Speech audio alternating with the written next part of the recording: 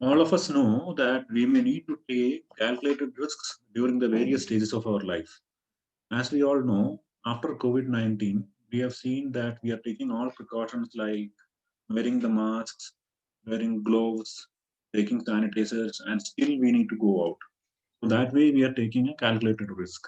We still know that it's a risk. At the same time, we are taking all the precautions to ensure that we do not end up being a patient or we ensure that we do not get infected.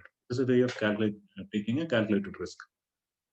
Another example is when you are trying to cross a two-lane road, we will not do that unless we find that if there is a pedestrian crossing or if there is a proper footpath where it is not affected by the signal, or if it is also controlled by the signal, we definitely can go through that. Or we if we have a subway, or if we have something called a walkover, we can cross that particular road through that walkover or the subway. So these are the ways where we find how we can take the calculated risks on our daily lives, in our daily lives. So whenever we are going to do something new, we need to do one of the methods. What we do is we can do something called a SWOT analysis. SWOT is nothing but strength, weakness, opportunities, and threats. Strength and weaknesses are something which are related to our own self, whatever is particular to that particular individual or the organization. Whereas opportunities and threats are something which are external.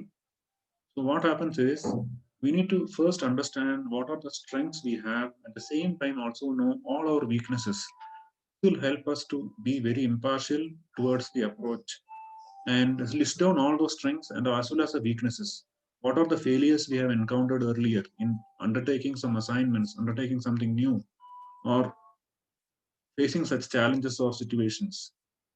List down all those things and do once we have listed in all the strengths we have and also the weaknesses we have, then we can go to the external factors and see what are the opportunities it is throwing to us. At the same time, what are the threats which is which that is throwing to us.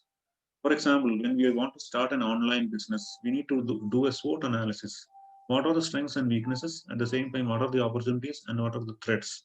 Threats would include that the time taken to really reach the break-even level or start earning the income, and what are the limitations which it may throw, like not having the proper internet connection, not able to complete your course on time, not able to get clients on time, or clients are coming but you are not. Although you are getting leads, you are not able to close with them, you are not able to close the sales and hence get the revenue.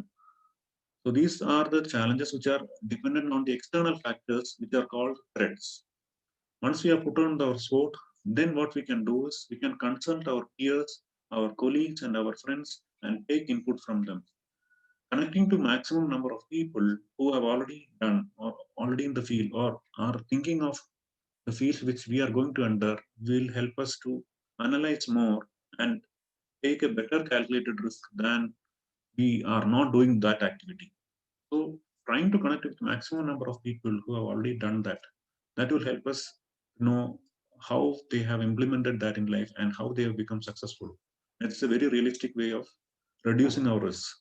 The third way is to do, not only doing a SWOT analysis and connecting with people, also understanding what all where and all you have succeeded earlier, what are the mistakes also you have done in earlier projects or assignments or whatever jobs you have been.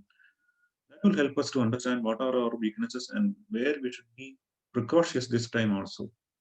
So build up a database with all these things, list down all those things, and then we can take the calculated risk in doing anything new or undertaking something new or doing which things which we have not done.